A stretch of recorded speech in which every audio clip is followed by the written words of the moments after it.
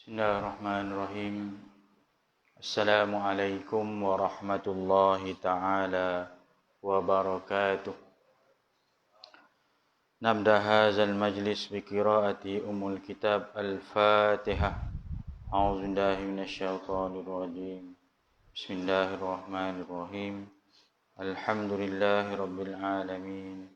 Ar-Rahmanir Rahim. Maliki yaumiddin. Iyyaka na'budu wa iyyaka nasta'in. Ihdinas siratal mustaqim. Siratal ladzina an'amta 'alaihim ghairil maghdubi 'alaihim waladdallin. Alhamdulillahi rabbil alamin.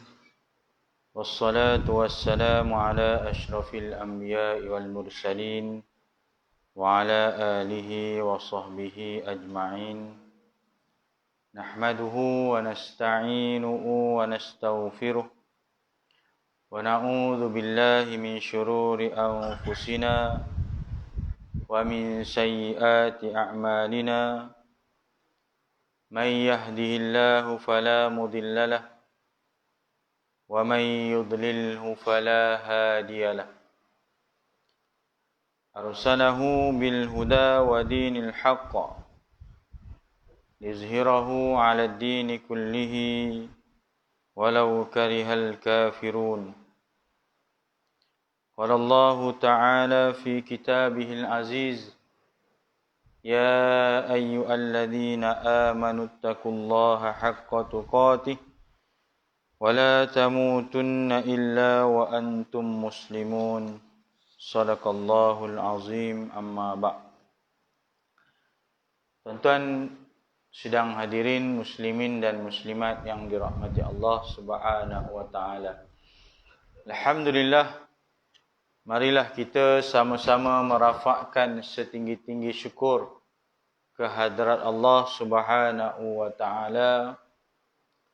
Diberikan kesempatan kita pada malam ini dapat bersama-sama melaksanakan perintah Allah Subhanahu wa taala, solat fardu maghrib secara berjamaah.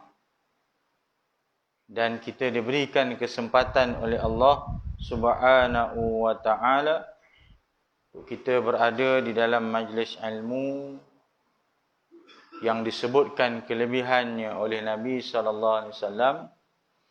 Man salaka tariqan yaltamisu fihi ilma sahhalallahu lahu tariqan ilal jannah. Mudah-mudahan Allah Subhanahu wa taala mempermudahkan jalan kita untuk menuju ke syurga Allah Subhanahu wa taala insya-Allah. Tuan-tuan yang dirahmati Allah, di bulan lepas saya tidak dapat bersama-sama. Saya mohon maaf kerana ada kematian di tempat saya lah. Jadi saya last minute saya bagi tahu pada jawatan kuasa untuk ditangguhkanlah kuliah saya pada bulan yang lepas. InsyaAllah, alhamdulillah malam ini kita dapat sambung balik kuliah kita. InsyaAllah kita akan sambung. Malam ini kita masuk sepotong hadis yang pendek sahaja. Pendek, ringkas, padat dan tepat ke sasaran. Cakap panjang-panjang pun tak faham, tak ada guna juga, tuan-tuan. Jadi kita cakap pendek-pendek, ringkas dan padat. InsyaAllah. Baik, malam ini kita bicara sepotong hadis Nabi sallallahu alaihi wasallam. Tajuk dia kebaikan diam. Bukan daim, diam. Jadi tuan-tuan kena diam.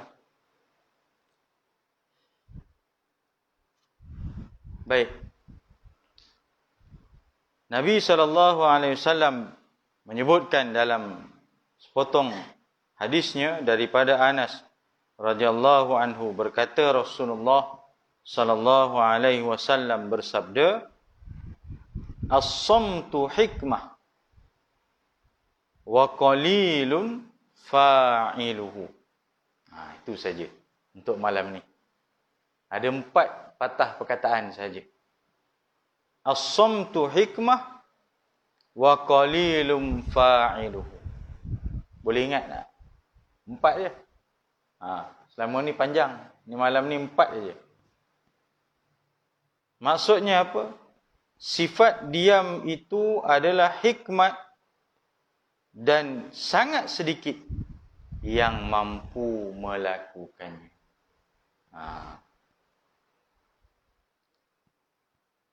Berapa ramai yang boleh duduk diam berbanding orang yang tak reti duduk diam? Cuba jawab tuan-tuan. Ramai orang duduk diam ke atau ramai orang tak reti duduk diam? Tuan-tuan rasa macam mana? Tuan-tuan seronok duduk diam ke? Tuan-tuan seronok bercakap aja? Tak henti-henti. Tak kira lah betul ke tak betul ke, salah ke tak salah ke, memang aku suka bercakap. Kadang-kadang tak ada benda pun dia nak bercakap je. Pantang jumpa mikrofon, nak bercakap saja. Tapi ada orang yang dia pening juga. Bercakap tak berhenti pun pening juga. Diam tak bercakap sebutir pun pening juga. Dia ni apa kehenya? Nak kata marah, tidak pula dia khabar kita dia marah. Nak kata dia suka dengan kita pun tak juga dia berkhabar. Pasal senyap dia. Jadi baguskah diam itu? Ataupun bercakap itu lebih baik daripada diam? Ataupun diam itu lebih baik dari bercakap? Atau dua-dua tak bagus? Dah diam tak boleh, cakap tak boleh, nak buat apa? Jadi malam ni kita bincang sama-sama tentang apa yang disebut sebagai kebaikan diam. Ada ketika perlu diam, diamlah. Ada ketika perlu bercakap, kita bercakap. Dan ada ketika bercakap lebih baik dari diam. Ada ketika diam pula lebih baik daripada bercakap. Udah kalau saya ngajar ni saya diam. Tuan-tuan pula yang bising, apa kehenya? Saya duduk sini diam, tuan-tuan yang bising kat belakang. Tuan-tuan buat kuliah sendiri kan? Jadi ada ketika-ketika tertentu. Sebab itu diam dan bercakap itu kita kena nilai dan kita kena sesuaikan dengan situasi. Supaya ianya mendatangkan keredaan di sisi Allah Subhanahu Wa Taala. Sudah pastilah berlawanan antara dua, bercakap dan diam itu, ia adalah merupakan amalan ataupun anggota perbuatan lidah, lisan. Sebab itu lidah ini anggotanya kecil je. Nak banding lidah dengan tangan, kecil lagi lidah berbanding tangan. Nak banding lidah dengan kepala, kecil lidah berbanding kepala. Nak banding lidah dengan kaki, lagi-lagilah kecil jika nak dibandingkan. Tetapi apabila kita menggunakan lidah tu dengan betul-betul penggunaan, dia lebih memberi kesan berbanding tangan dan juga kaki. Boleh faham tak tuan? Boleh faham? Ada orang, dia tak makan tangan ni. Lempang lah. Sepak lah taruh mana pun. Dia tak makan. Tak makan tu maksudnya, apa dia? Tak jalan lah. Kita pukul lah, sepak dia sampai lebam ke, sampai berbirat ke? Tak ada. Tapi apabila bercakap dengan lidah ni, kata-kata yang menusuk ke dalam kalbu. Cakap yang menusuk ke dalam kalbu, itu lebih besar kesan berbanding tangan atau kaki. Sebab itu, tengok juga situasinya. Ada orang, hanya dengan kata-kata boleh mengalir air mata. Maknanya lidah ini kita gunakanlah dengan cara yang terbaik. Kerana ada perhitungan di sisi Allah Subhanahu Wa Taala dalam bab lidah ni. Allah sebutkan dalam surah Qaf, ma yalfizu min qawlin illa ladaihi raqibun atid. Tidak ada apa-apa yang dituturkan daripada lidah kita yang kita cakap ini, melainkan semuanya ada perhitungan raqib dan atid. Kita bercakap ni, yang kita lafazkan, semuanya akan dihitung. Baik, baiklah hitungannya. Buruk, buruklah hitungannya. Maka sebab itu berhati-hati menggunakan lidah. Jika merasakan lidah itu boleh membawa kemurkaan Allah, maka kita diamlah. Jika dengan bercakap menggunakan lidah ini boleh mendatangkan suatu dosa, maka diam. Sebab itu Nabi sebut dalam hadisnya, man kana yu'minu billahi wal yaumil akhir falyakun khairan aw liyasmut. Barang siapa yang beriman kepada Allah dan hari kiamat, falyakul khairan, maka berkatalah yang baik-baik. Au liyasmut, kalau tak ada benda baik nak cakap, diam. Itu adalah lebih baik dalam situasi itu. Kadang-kadang ada orang tak ada apa saja bercakap, tak tentu hala, cakap sembang benda yang tak senonoh.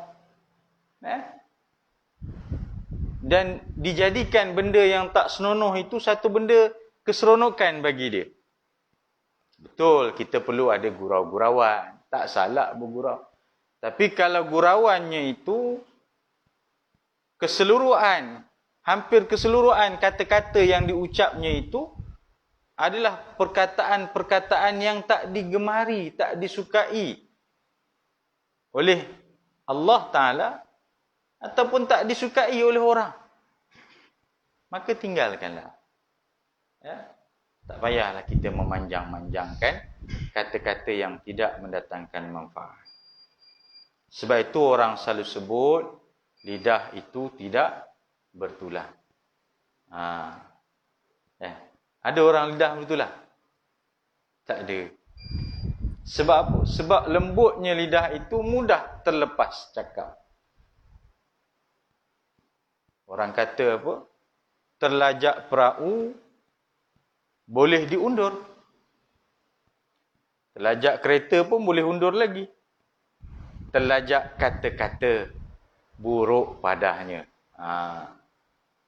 Kita berpuitis pula malam ini, tuan-tuan. Jadi jaga baik-baik lidah kita ni supaya Allah Subhanahu Wa Taala menilai apa yang kita ucapkan itu adalah yang terbaik di sisi Allah Ta'ala. Baik, kita tengok maksud hadis ini. Mengikut Kamus Dewan, diam itu bermaksud tidak bercakap. Ini bersuara dan lain-lain. Tak bercakap. Diam. Kalau dia bercakap, dia tak diam. Kalau dia diam, maka dia tak bercakap lah. Betul? Itu ya. Kalau dia tidur, dia tak, kan? Kalau dia tidur bermakna dia tak, apa lawan dia? Tak jagalah. Kalau dia jaga, maknanya dia, apa lawan? Kalau dia jaga, maknanya dia tak tidur. Ke ada orang dalam masa yang sama, dia jaga, dia juga tidur. Ya? Duduk elok dengan kuliah, mata pun buka. Ya? Rupanya dia tidur. Ada? Itu kena belajarlah ilmu tu. Kalau ada lah. Ya? Dia duduk elok. Tengok kuliah, mata pun buka. Rupanya dia tidur. Kalau hayal tu adalah, maknanya dia buka mata, tapi fikirannya dah ke mana dah, tak ada dengar kuliah. Fikir apa drama malam ni, televisyen lah apa. Jadi dia luar dia. Kalau kamu bercakap, maknanya kamu tak diam. Kalau kamu diam, bermakna kamu tak bercakap. Itu je, sifirnya. Baik, atau tidak bergerak atau berbuat apa-apa. Sedangkan berdiam pula bermaksud tidak bercakap-cakap, bergerak atau tidak melakukan sesuatu. Mengenai berkata yang baik ataupun diam, Rasulullah SAW menerangkan, barang siapa beriman kepada Allah dan hari akhirat, maka hendaklah dia berkata yang baik ataupun diam. Mana kunci kita beriman kepada Allah Subhanahu Wa Taala, salah satu kuncinya datang daripada sini, lidah. Sebab apa? Sebab ada satu asar yang menyatakan aktsaru khataya bani Adam fi lisani. Ini asar, bukan hadis Nabi. Asar ni mungkin kata-kata para sahabat. Kebanyakan kesilapan, kesalahan daripada anak Adam itu adalah daripada fi lisanihi, pada lidah. Cakap. Kadang-kadang bila kita bercakap ni, kita tak sedar rupanya ada orang mungkin terasa hati, mungkin tersentuh hatinya, mungkin menyampah, mungkin tak suka. Jadi sebab itu, bila banyak bercakap, maka mungkin banyaklah salahnya. Bila banyak salahnya, maka banyaklah dosanya barangkali. Bila banyak dosanya, maka sudah pasti tidak lain nerakalah tempatnya. Sebab banyaknya dosa. Tapi tengoklah apa yang banyak bercakapnya itu. Kalau banyak bercakapnya itu ialah bercakap perkara yang baik, tak ada masalah, cakaplah banyak-banyak pun. Tak ada masalah. Ya. Jangan pula tuan-tuan cakap, tuan angkat tangan, Ustaz, mandangkan tajuk kita malam ni, jangan banyak bercakap. Ustaz, kuliah kita habis awal malam ni. 10 minit cukup lah. Pasal Ustaz kata jangan banyak bercakap. Tengok apa yang dicakap.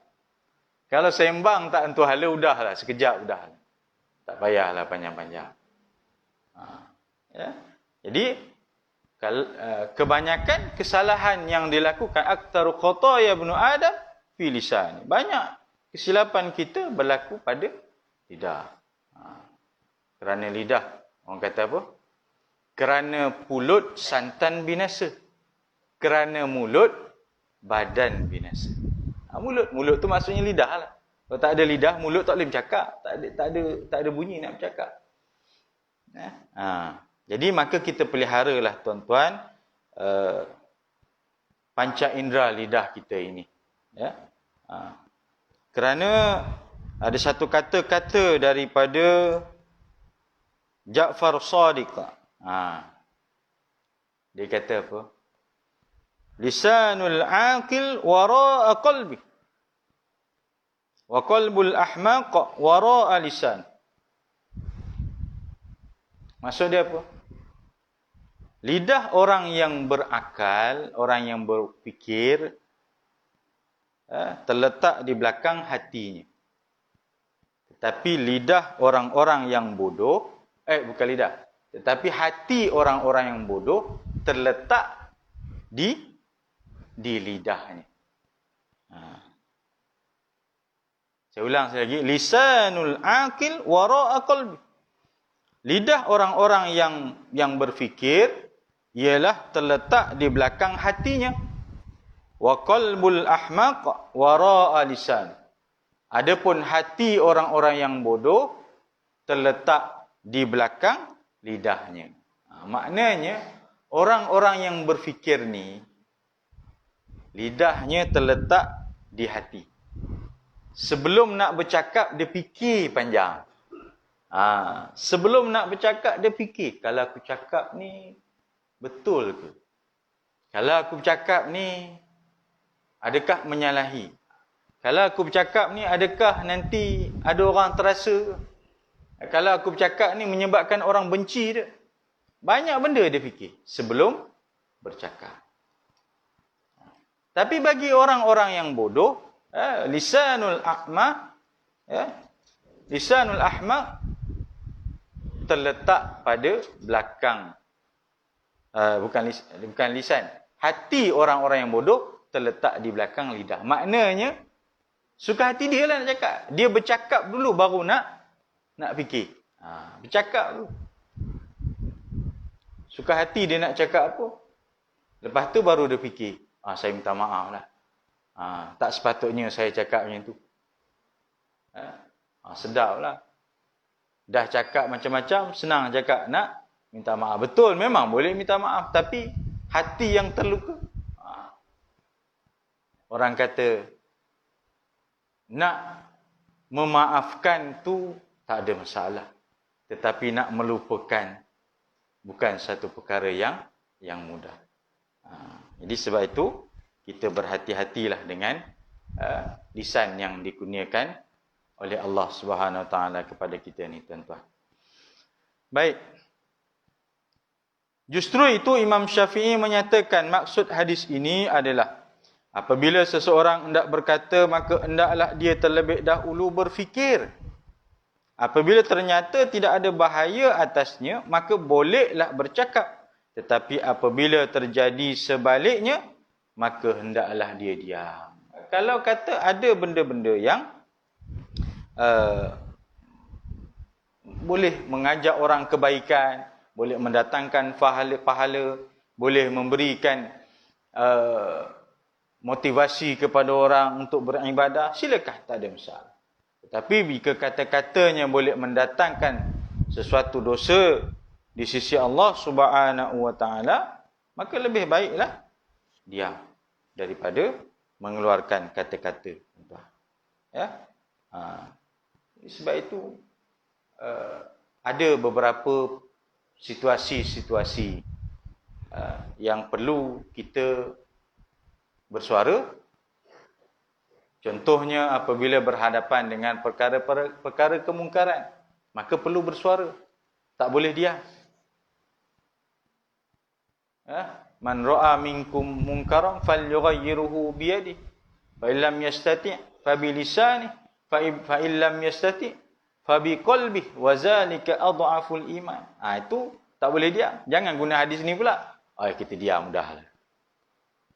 Malam-malam kita gitu, mam, ni ada orang kampung kita ni duk dalam rumah ni berdua-dua ni. Kita kena cegah ni, mam, cepat, mam. Kalau tak bala kampung kita ni, bala nanti.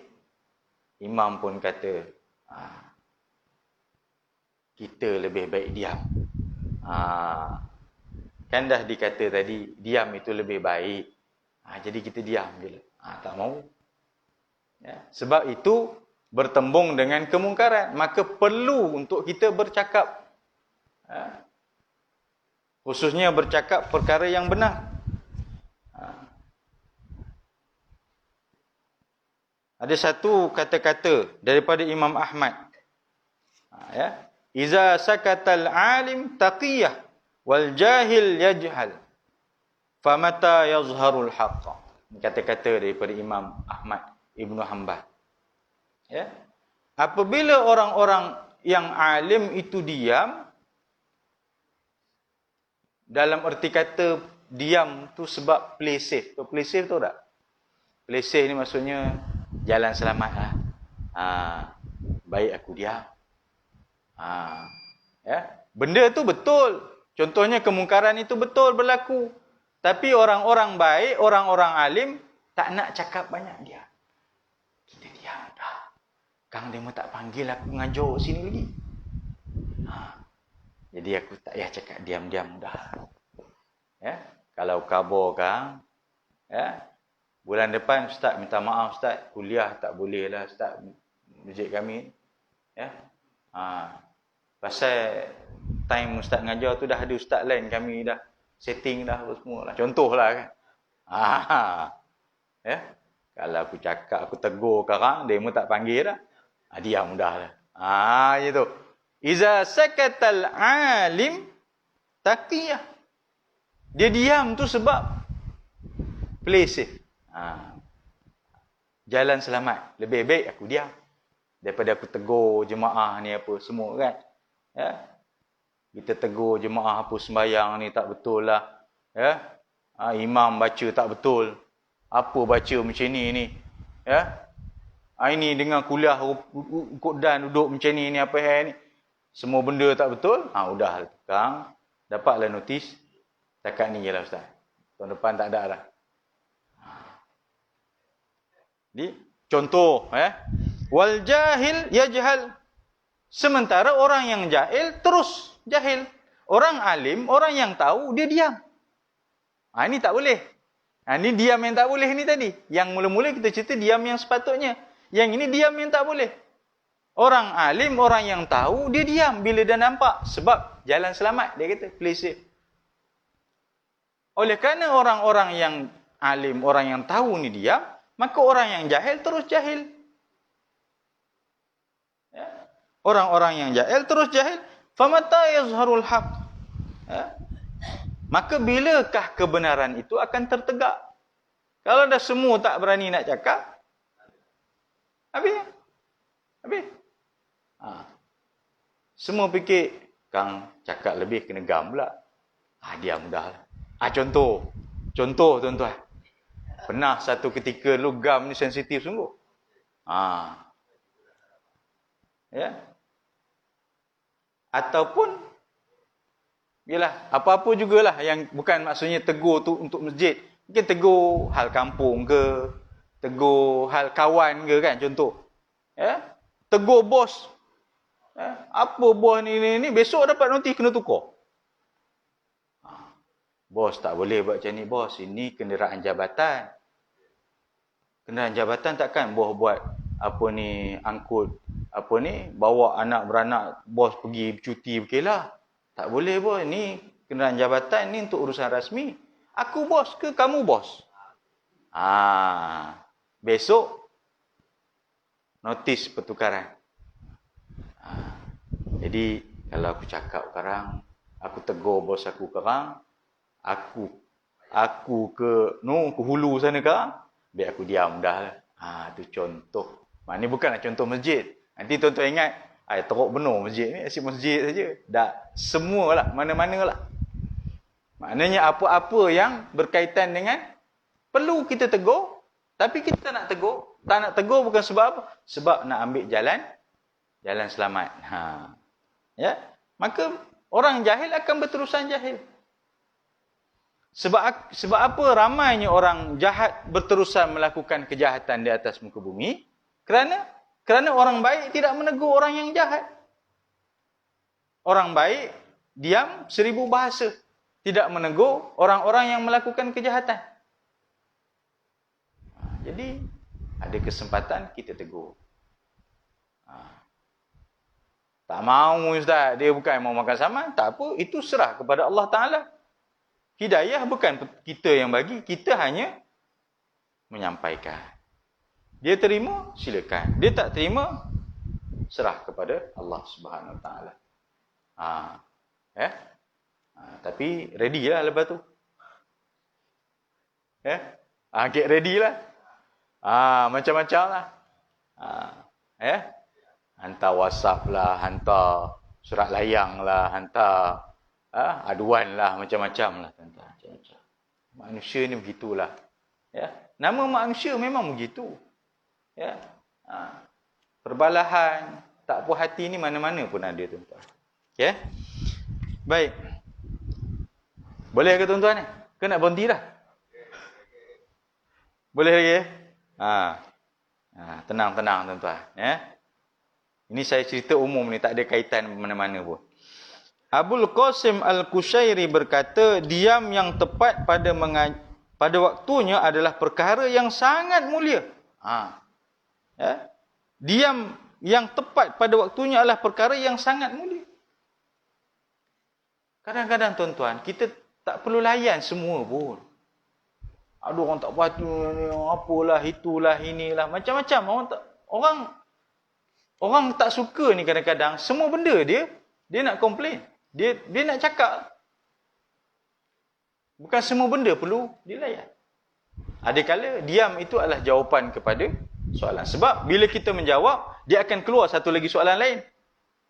Dah tu kenapa tak tanya ni? Sebab gini. Kalau dah macam tu, kenapa tak buat macam ni? Kita jawab lagi. Yelah, kalau dah macam tu, buatlah macam tu pula. Dia akan berangkai. Jadi, lebih baik diam. Diam itu bukan tanda kita redha dengan apa yang dia cakap. Tapi, diam itu tanda untuk kita redakan keadaan. Ada satu peristiwa, tuan-tuan. Cerita Ibnu Sina. Dia bawa binatang tunggangan dia, kuda dia. Kemudian dia dia berhenti untuk berehat di satu tempat. Dia ikat dia punya kudanya itu dan dia bagilah makanan.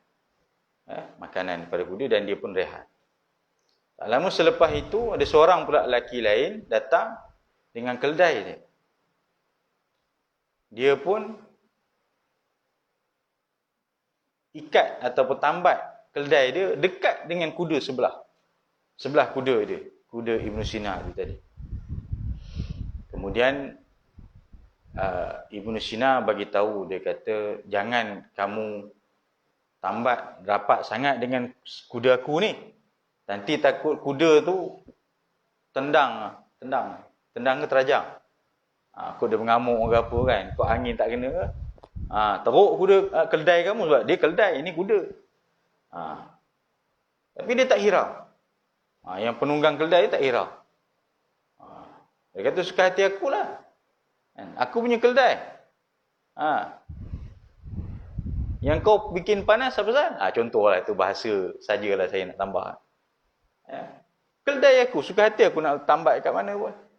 Entah Ibnu Sina pun diam jelah. Dah dia ni orang yang cerdik, dia tak layan sangat. Kalau layan kan panjang akhirnya.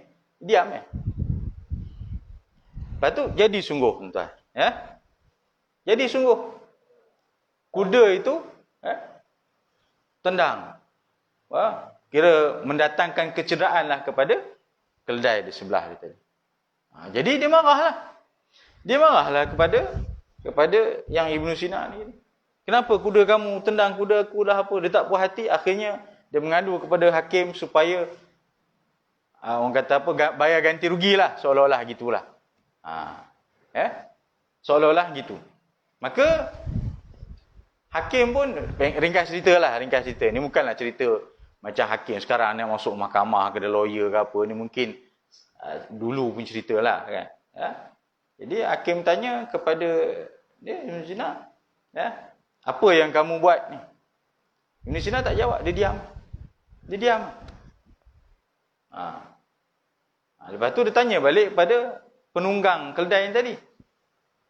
Apa yang dia cakap masa kamu berdua tadi? Yang penunggang keldai ni cakap, dia jawablah bagi pihak Ibnu Sina.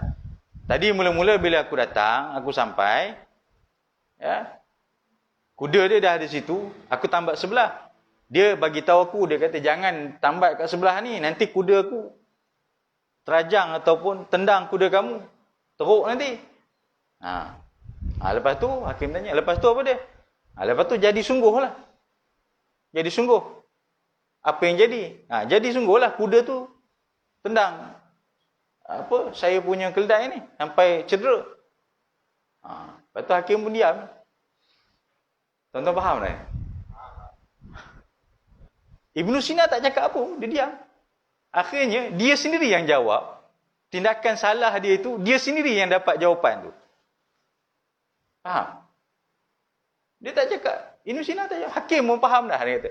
Dah kamu sendiri pun dengar. Kamu sendiri pun mengaku bahawa dia dah nasihat, jangan letak yang kamu sendiri letak. Lepas tu kamu pun jawab, akhirnya dia pun tendang. Akhirnya, kamu sendiri yang nak benda tu berlaku. Jadi, apa salah dia? Ibnu Sina diam. Dia kata. Yang Arif kata, saya. Sebab tu saya tak nak cakap apa-apa. Sebab, akhirnya dia sendiri yang cakap, yang jawab. Ya. Jadi itu tuan-tuan. Ya, kalau kita layan. Sebab itu, Imam Syafi'i kata, aku boleh berhujah. Dengan berapa ramai sekalipun. Tapi, bukan dengan orang yang bodoh. Maknanya, kalau orang yang tak ada ilmu ni, kita nak berdebat, tak guna. Diam. Tapi kalau orang yang sama-sama ada ilmu, sama-sama faham, kalau berdebat, berjidal pun, dia atas landasan disiplin ilmu. Tapi kalau orang tak ada ilmu, tanyalah, debat macam ada je alasannya, tuan-tuan. Okey, baik. Rasulullah sallallahu alaihi wasallam mengajar orang Islam supaya mengawasi perkataannya dan membiasakan berdiam diri kalau diam itu ada faedahnya. Tapi kalau diam itu bukan pada tempatnya, maka sudah tentulah dicela. Contohnya ialah diam daripada mengatakan yang hak, yang ini benar, dan menegur yang salah. Jadi kalau diam dari menegur perkara-perkara yang batil, maka itu adalah satu yang tak boleh lah. Okay. Itu adalah satu benda yang tak boleh. Ada kata-kata daripada Abu Ali Ad-Daqqaq. Dia kata, Al-mutakallim bil batil syaitanun natiq. Orang-orang yang bercakap benda-benda yang batil, dia ibarat syaitan yang bercakap. Wasakit anil haqq syaitanu ahras. Dan siapa yang diam pada benda-benda yang benar, syaitanu ahras. Dia adalah merupakan syaitan bisu. Jadi pada benda yang batil, kalau jelas kita perlu sanggah, kita sanggah. Kalau ada benda-benda yang benar yang perlu kita tegakkan, maka kita tegakkan. Tak boleh berdiam diri. Tak boleh kita berdiam diri. Tak betul, kita kata tak betul. Salah, kita kata salah.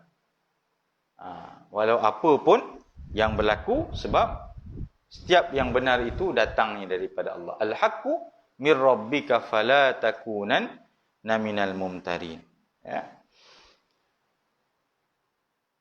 Berkenaan dengan perkara berkata-kata dan diam, ada hadis lain yang menegaskan seperti berikut.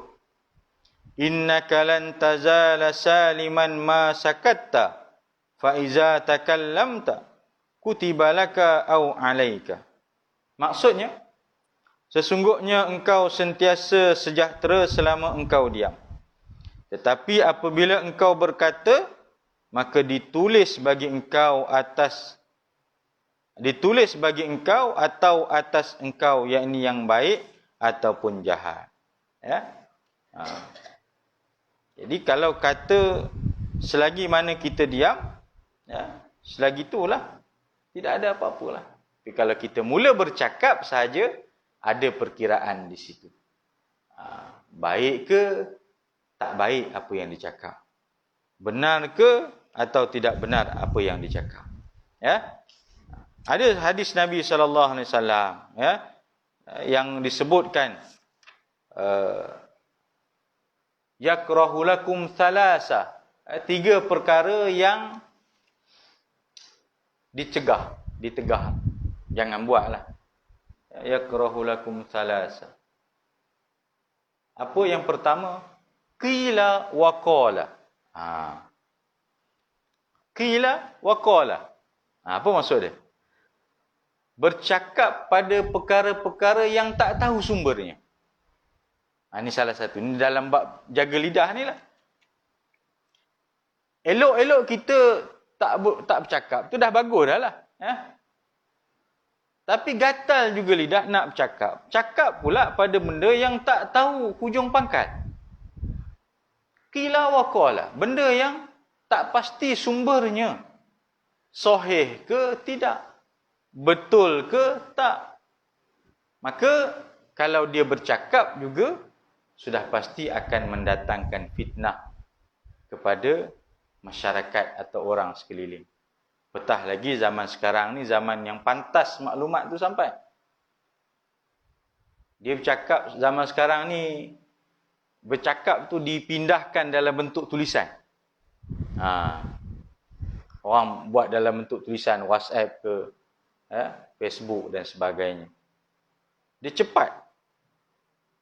Benda yang tak pasti, itu sebab sekarang ni disebut tak pasti, jangan sebar. Saring sebelum sharing. Istilah dia. Saring sebelum sharing.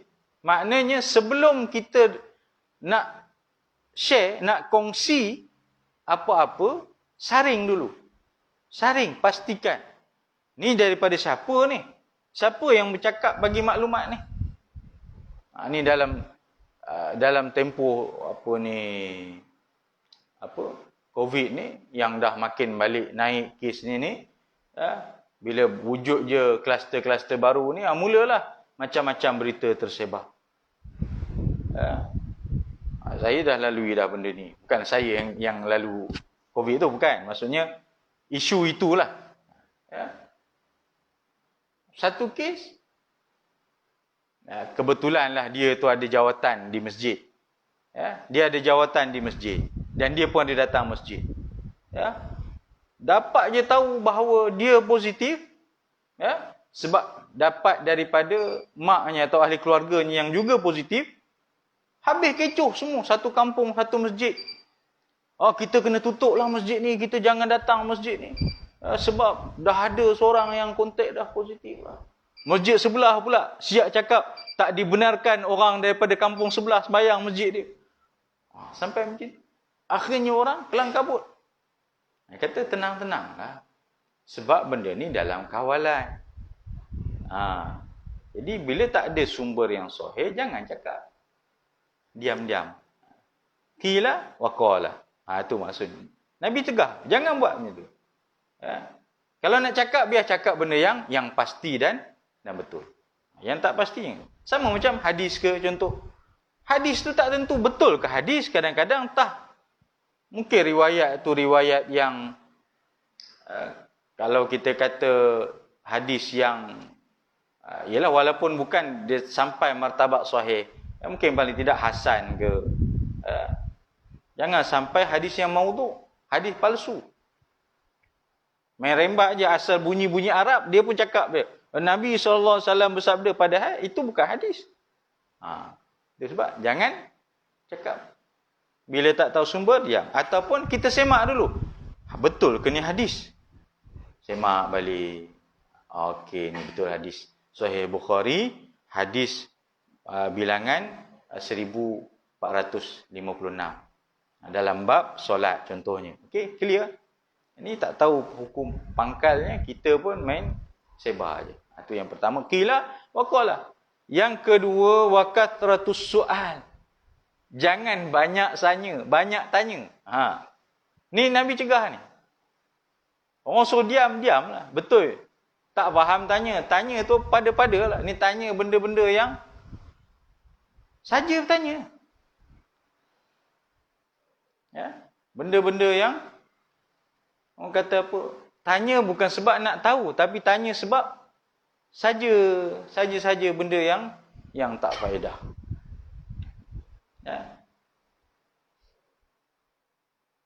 Okey. Baik.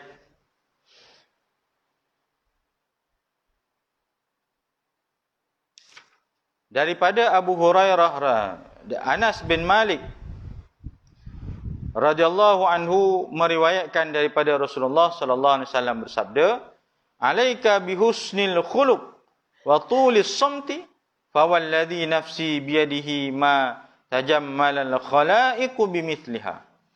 Hendaklah kamu berakhlak baik dan banyakkan diam. Berakhlak baik dan banyakkan diam. Demi yang jiwaku di tangannya, alangkah cantiknya barang siapa yang menghiasi diri dengan akhlak seumpamanya. Banyakkan dia. Ya. Ya, banyak. Kadang-kadang kita bertemu dengan tuan-tuan guru yang alim. Dia tak banyak bercakap.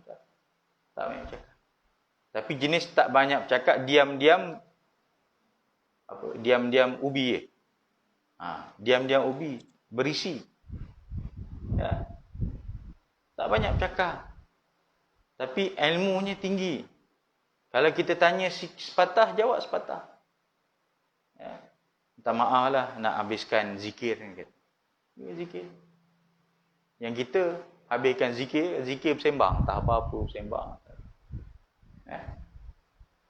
Dia banyak lagi benda yang dia nak fikir, zikirnya, mentelaah kitab dan sebagainya. Ya, sebab daripada bercakap perkara-perkara yang sia-sia, lebih baik dia buat benda-benda yang mendatangkan manfaat. Ya. Rasulullah sallallahu alaihi wasallam berwasiat kepada seorang lelaki, baginda bersabda, "La yazalu lisanuka ratban min dzikrillah." Maksudnya, basahkanlah lidahmu dengan sentiasa berzikir kepada Allah Subhanahu Wa Taala. Jadi lidah ni, kalaupun kita tak ada benda nak bercakap, maka basahkanlah dengan berzikir kepada Allah Subhanahu Wa Taala. Khalid bin Abi Imran meriwayatkan daripada Nabi sallallahu alaihi wasallam secara mursal. Rasulullah sallallahu alaihi wasallam bersabda, "Rahimallahu 'abdan qala khairan faghanima aw sakata an su'in fasalima." Allah merahmati hamba yang berkata tentang kebaikan, maka dia mendapat keuntungan, atau diam daripada melakukan kejahatan, maka dia akan mendapat keselamatan. Ya, banyaklah. Ya, kalau kita nak bicarakan tentang hadis-hadis ini, tuan-tuan, yang menceritakan tentang betapa besarnya kebaikan apabila kita diam. Benda yang paling mudah.